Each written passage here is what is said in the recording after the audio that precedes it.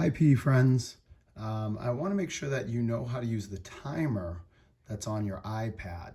So if you go to your iPad and you scroll through here, you'll see that there is a button that looks like a clock up here at the top. I'm going to click that button.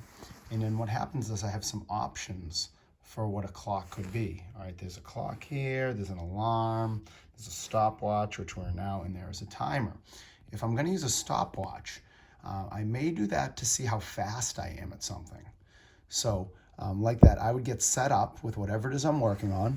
And when I'm ready to start, I would hit this button right here that says start. It's a green button. All right. And what would happen when I hit that is you see the time starts moving upward. It's 3 seconds, 4 seconds, 5 seconds, 6 seconds. And I'd keep doing my challenge until I'm all done. And then I would hit this red button. That's the same button now.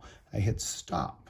And that would tell me in this one particular time, I got 14 seconds and then 7 parts of a second. All right, and if I wanted to do it again, I'd come over to the other side here where it says reset, this gray button, and I would reset the time back to zeros. All right, and I can try that again here just to review. I'm going to hit start with the green button. You can see that button now turns red. And I go and I work hard at whatever the challenge is, and then I'm going to hit that button again. And then that time I get 7 seconds and then 23 parts of a second. Okay. Again, I can reset over here. All right. So that's how you use a stopwatch. Also here, this one's very helpful. It says timer down the end here. All right. If you can see that, I'm going to click that timer button. All right. And then what happens here is you can see there's some numbers up top. The first one here says hours, and you can move this up and down with the hours. You can slide these up and down like this, okay? I can make more hours or I can make less hours, all right? I also have minutes going up and down, and then I have seconds going up and down, okay? So those are my choices. So if I want to do a 1-minute challenge, I would make that 1 min or 1 minute. And then same as the stopwatch, I go over here to this start button, and I'm gonna push that button, and my timer will start. And you can see it's counting down from a minute, 55, 54, these are seconds, and it's gonna go all the way to 0. And then when it gets to 0, usually there's an alarm that goes off so that you know you're done. Or if you wanna stop early, you can always go over here where it says done, hit that done button, and then you stop your timer and you are all done.